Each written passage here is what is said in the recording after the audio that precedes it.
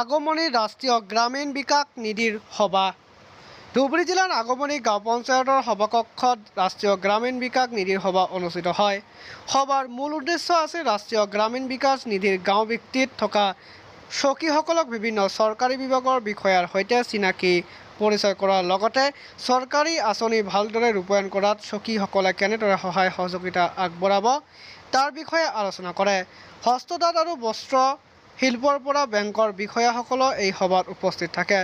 শাহাতুন্নেছাই ৰাষ্ট্ৰীয় গ্ৰামীণ বিকাশ নিধিৰ ধুবুৰী জিলাৰ দায়িত্ব লোৱাৰে পৰা বিভিন্ন সময়ত বিভিন্ন স্থানত সজাগতামূলক সভাৰ লগতে বিভিন্ন ধৰণৰ অনুষ্ঠান কৰি অহা পৰিলক্ষিত হৈছে। মই প্ৰথমতে আপোনালোকৰ নিউজ চেনেলৰ যোগেদি অসমবাসী ৰাইজক নমস্কাৰ জনাইছোঁ।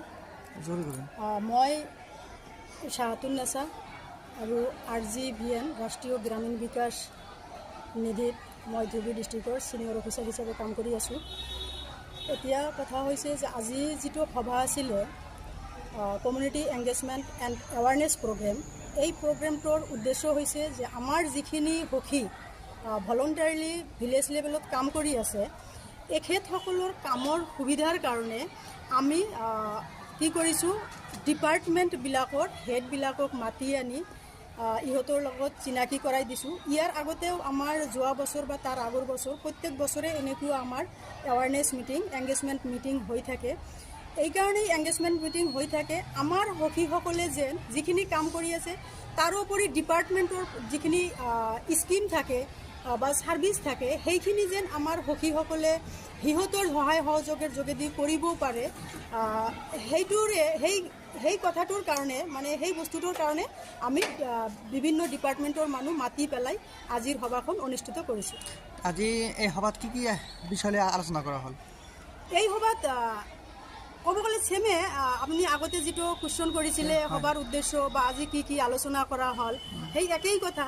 আমাৰ ডিষ্ট্ৰিক্টৰ পৰা LDM ছাৰৰ এছিষ্টেণ্ট তেখেতে আহিছিলে বা পোষ্ট অফিচৰ ছাৰ আহিছিলে, আমাৰ মানি ৱাইজৰ ছাৰ আহিছিলে, হেণ্ডলুমৰ বাইদেউ আহিছিলে। তো ইহঁতৰ পৰা আমি কি পাম তেখেতসকলে সেইখিনি কথাই ব্যাখ্যা কৰিলে।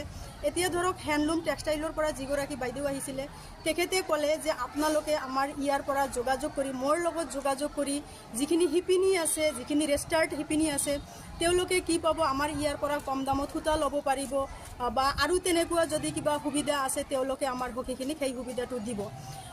তেনেকৈ আমাৰ কি কয় LDM অফিচৰ পৰা যিজন ছাৰ আহিছিলে তেখেতেও ধুনীয়াকৈ কৈছে কি যে স্কিম আৰু যিখিনি আমাৰ বেংক ৰিলেটেড কৰিব লগা আছে সেইখিনিৰ ওপৰত ধুনীয়াকৈ আমাৰ ছাৰে ধুনীয়াকৈ আমাৰ সখীখিনিক বুজাই দিছে। পোষ্ট অফিচত কি কি কাম হয় সেইখিনি কৰাৰ কাৰণে কি কৰিব লাগিব সেইটো কথাও ছাৰে ধুনীয়াকৈ বুজাই দিছে, আমাৰ সখীখিনি ধুনীয়াকৈ বুজি পাইছে। আৰু মই আশা কৰোঁ তেখেতসকলে কোৱাৰ দৰে আমাৰ সখীখিনি তেওঁলোকৰ লগত যোগাযোগ কৰি আৰু কোঅপাৰেশ্যনত আমিও থাকিম, তো আমাৰ দ্বাৰা ফ'ল' আপ কৰা হ'ব। মই আশা কৰোঁ কি যে এই মিটিংখনৰ দ্বাৰা আমাৰ সখীখিনিয়ে বহুতখিনি আগবাঢ়ি যাব পাৰিব। যেনেকৈ প্ৰথম অৱস্থাত যেতিয়া মই ধুবুৰী ডিষ্ট্ৰিক্টত মই প্ৰগতি প্ৰগ্ৰেমটো আৰম্ভ কৰিছিলোঁ তেতিয়া আমি কোনো ধৰণৰ কিন্তু সঁহাৰি পোৱা নাছিলোঁ, কিন্তু আমি যেতিয়া ঘনাই এৱাৰনেছ কৰি আছোঁ, গাঁৱে ভূঞে গৈ আছোঁ, ডিপাৰ্টমেণ্টৰ লগত আমি যোগাযোগ কৰি আছোঁ, আজি 2 বছৰ পিছত মই যিখিনি পাইছোঁ আমাৰ মানে 80% আমি সঁহাৰি পাইছোঁ বেলেগ ডিপাৰ্টমেণ্টৰ পৰা। তো তেনেকৈ মই আশা কৰোঁ আগন্তুক দিনত মই আৰু বেছি সঁহাৰি পাম বুলি, আমাৰ সখীসকলে সঁহাৰি পাব বুলি মই আশা ৰাখিছোঁ। এইটো কি ব্লক ৱাইজ হ'ল নেকি? এইটো আমাৰ মিটিংটো ব্লক ৱাইজ হ'ল। ইয়াতে আমি 2টা ব্লক মিলি পেলাই এটা মিটিং কৰিলোঁ। এটা হ'ল গোলগঞ্জ ব্লক আৰু এটা হ'ল আগমনী ব্লক। ইয়াতে আমাৰ টোটেল সখী আছে 71 গৰাকী। এইখিনি সখী লৈ পেলাই আৰু আজিৰ মিটিঙত বহুতকেইটা ডিপাৰ্টমেণ্টৰ মানুহ আহিছিল। বহুতকেইটা বোলাতে মই যিখিনি মাতিছিলোঁ আজি 100% ডিপাৰ্টমেণ্টৰ মানুহ আহিছিলে।